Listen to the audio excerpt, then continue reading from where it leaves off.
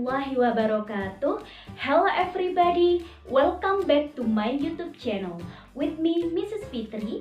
In this change, we are going to study about past continuous tense.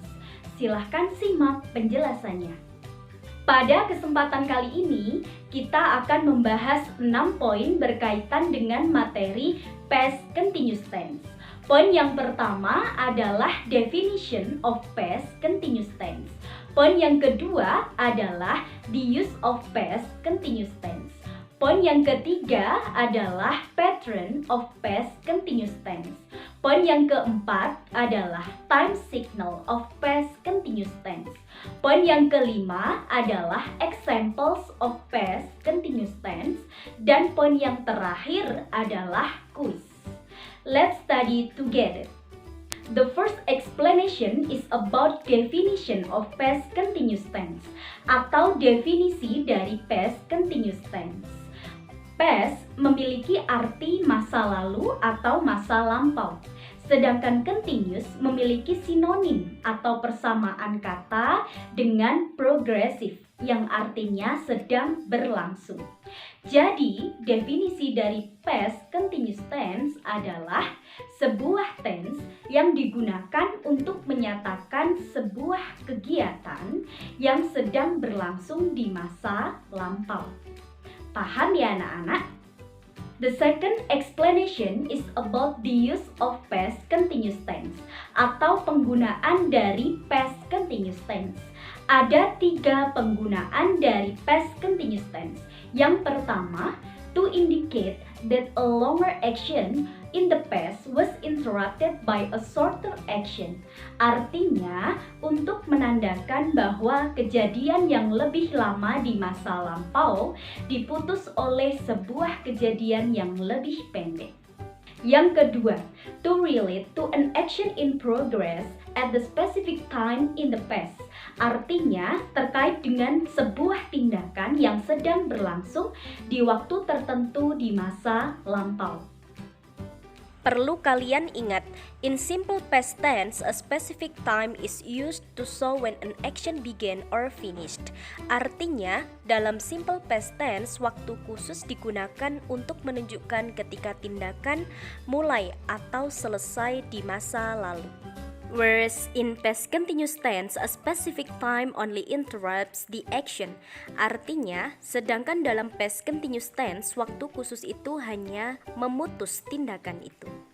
Yang ketiga, to indicate 2 actions or more that were happening at the same time in the past. Artinya, untuk menunjukkan 2 tindakan atau lebih yang sedang terjadi di waktu yang sama di masa lampau. Paham ya anak-anak? The third explanation is about time signal of past continuous tense atau penanda waktu pada past continuous tense. Yang pertama, yesterday, kemarin. Yang kedua, last night, malam yang lalu. Yang ketiga, this morning, pagi ini. Yang keempat, today, hari ini. Yang kelima, while, saat, dan lain sebagainya. Fourth explanation is about patterns of past continuous tense atau rumus dari past continuous tense. Rumusnya adalah subject plus was or were plus verb in plus object. Was or were is to be of past. Artinya was atau were adalah to be untuk masa lalu. Untuk to be was digunakan untuk subjek I, she, he, it. Sedangkan untuk to be were digunakan untuk subjek you, we, they. Paham ya anak-anak?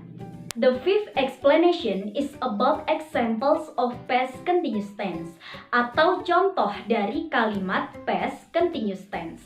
Saya akan memberikan beberapa contoh berdasarkan penggunaannya. Yang pertama, untuk menandakan sebuah tindakan yang lebih lama di masa lampau diputus oleh sebuah tindakan yang lebih pendek. For examples, I was memorizing the history lesson while you called me. Artinya, saya sedang menghafalkan pelajaran sejarah saat kamu memanggilku. Contoh yang kedua, While I was watering the flowers, Uncle Donny arrived. Artinya, saat saya sedang menyirami bunga, Paman Donny datang.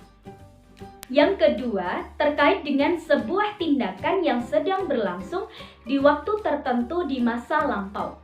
For example, last night at 8:30 p.m., I was watching a soccer match on television.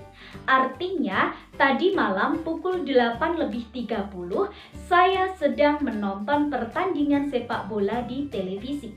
Contoh yang kedua, at 7 o'clock this morning, we were attending a flag ceremony at school. Artinya, jam 7 pagi ini kami menghadiri upacara bendera di sekolah. Yang ketiga, untuk menunjukkan dua tindakan atau lebih yang sedang terjadi di waktu yang sama di masa lalu. For examples, Dina was making the presentation, while Donny and Tony were typing and editing. Artinya, Dina sedang membuat presentasi saat Tony dan Donny sedang mengetik dan mengedit. Contoh yang kedua, Silmi was washing the dishes while her sister was cleaning the dining table. Artinya, Silmi sedang mencuci piring saat saudara perempuannya sedang membersihkan meja makan. Paham ya anak-anak? The last point is quiz atau latihan soal. Silahkan dari pemahaman kalian tadi, kalian kerjakan quiz berikut ini. Good luck for you. Fill in the blanks with suitable forms of the verb in brackets. Artinya, isilah bagian yang rumpang dengan bentuk yang sesuai dari kata kerja di dalam kurung.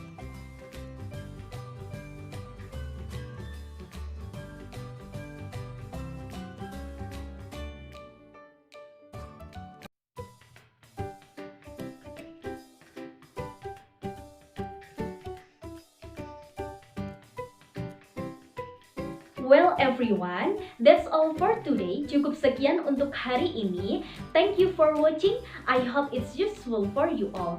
Terima kasih sudah menonton. Saya berharap itu berguna untuk kalian semua. Happy studying. See you in the next video. Wassalamualaikum warahmatullahi wabarakatuh.